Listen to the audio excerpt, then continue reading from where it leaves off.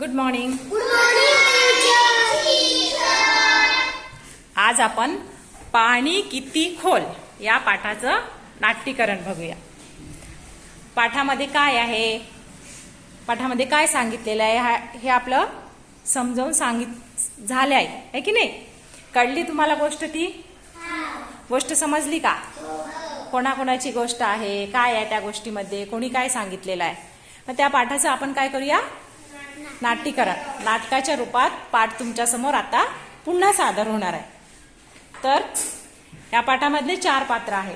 मुख्य एक म्हैसाची बनली आहे आपली कृष्णाई. दुसरा आहे रेडकू आहे सम्राट. बैलकाका आहे रोहित. आणि खारुताई बनलेली आहे आपली नेत्रा. एकदा सगळ्यांसाठी टाळ्या. छान दिसतायत ना, छान दिसतंय ना. चला आता पाठाच्या सादरीकरणाला आपण सुरुवात करूया.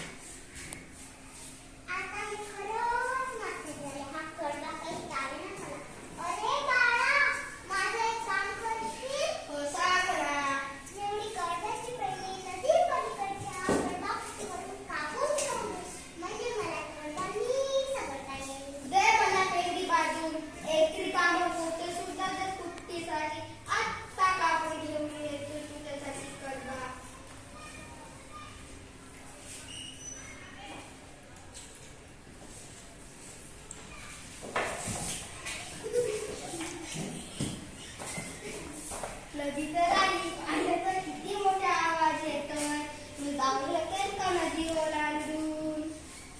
कोणाला विचारावं बरं? बैलकाका म्हणाला, नदी पलीकडच्या कडा कुठेवर जायचा. आधीसाठी कडा कापून जायला, पण मी जाऊ शकेल का नदीच्या पाण्यातून? नदीत पाणी जास्त दिसते, मला भीती वाटते. अरे काळजी करू नको, कुठल्या गटत पाणी आहे.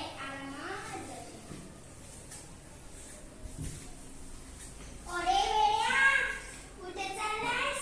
नदीला पाणी किती आलंय? वाहून जाशील ना गिट्टी. खारुताई, पाणी जास्त नाही आहे असं बैलकाकांनी सांगितलंय मला. आरामात जाता येईल असं ते म्हणाले. कुणीच नाही, कालच आमची एक मैत्रीण नदी पलीकडे जाताना वाहून गेली.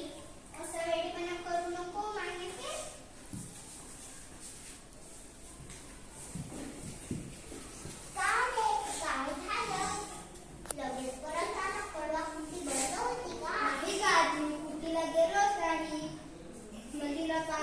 बैलकाका म्हणाले की पाणी कमी आहे, पण घालचाय म्हणाली. कालच तिथे एक मैत्रीण नदीत वाहून गेली. मग मी घाबरलो आणि परत आलो. अरे असं कसं होईल?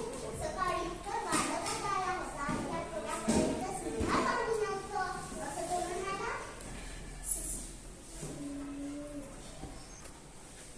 अगं मला बैलकाका म्हणाले पाणी जास्त नाहीये, पण खालच्या म्हणाली.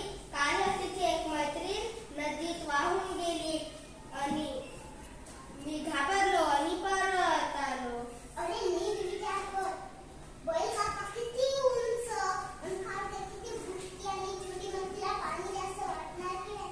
पण तू खालच्यापेक्षा मोठा आणि उंच आहेस की नाही, मग तुला घाबरायचं काय कारण? खरंच की आलं माझ्या लक्षात. आत्ता कापून घेऊन येतो कडबा कुटीवरून कडबा कापून.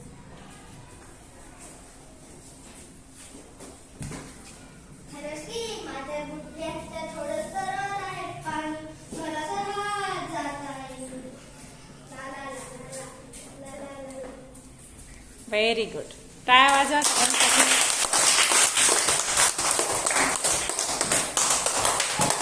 एकदा सगळ्यांसाठी टाळ्या. नदीच्या पलीकडे जाताय का सगळेजण? ओके.